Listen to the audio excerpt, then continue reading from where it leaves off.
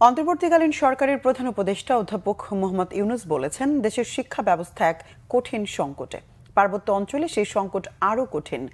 সকালে পার্বত্য জেলা পরিষদের চেয়ারম্যান ও সদস্যবৃন্দের জন্য এক প্রশিক্ষণ কর্মসূচিতে ভার্চুয়ালি যোগ দিয়ে প্রধান উপদেষ্টা বলেন, পার্বত্য চট্টগ্রামের সমস্যাগুলো সমাধানযোগ্য।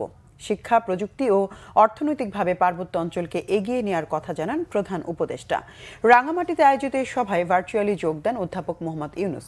শিক্ষা, প্রযুক্তি ও অর্থনৈতিকভাবে পার্বত্য অঞ্চলকে এগিয়ে নেওয়ার বিষয়ে জোর দিয়ে তিনি বলেন, প্রাকৃতিক সৌন্দর্য সম্পদে পরিপূর্ণ পার্বত্য জেলাগুলো বাংলাদেশের সবচাইতে উন্নত অঞ্চল হতে পারত, কিন্তু সবচেয়ে পেছনে পড়ে আছে। প্রধান উপদেষ্টা বলেন, পার্বত্য এলাকাগুলো দুর্গম, সেজন্য যোগাযোগ করা কঠিন হয়, আর এই কারণেই সেখানে প্রযুক্তির প্রসার দরকার।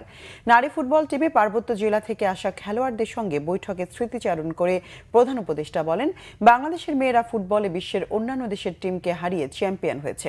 অধ্যাপক ইউনূস বলেন, পার্বত্য এলাকার তরুণদের শুধু বাংলাদেশের নাগরিক না, বিশ্ব নাগরিক হতে হবে।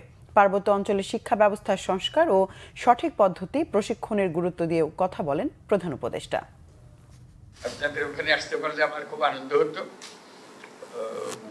পার্বত্য জেলাগুলো দেখার আগেও দেখেছি অনেকবার, কিন্তু বহুদিন দেখা হয়নি। এর মধ্যে অনেক পরিবর্তন হয়েছে পার্বত্য জেলাগুলোতে।